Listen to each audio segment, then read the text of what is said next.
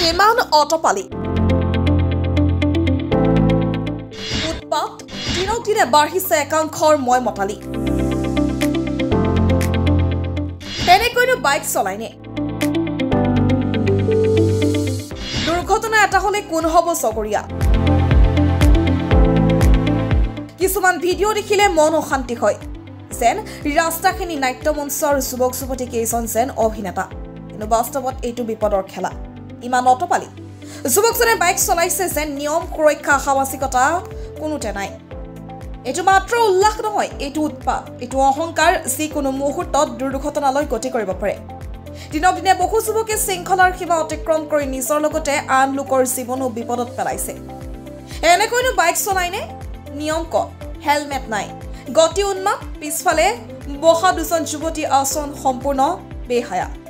আজি video' viral হ'ল কিন্তু যদি দুৰ্ঘটনা ঘটে তেতিয়া চগৰীয়া কোন হ'ব অভিভাৱক প্ৰশাসন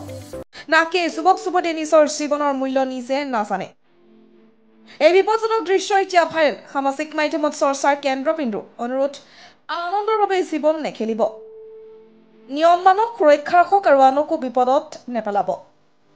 ভাইৰেল হোৱা চকু নাচনি এটাত জীৱন শেষ হ'ব পাৰে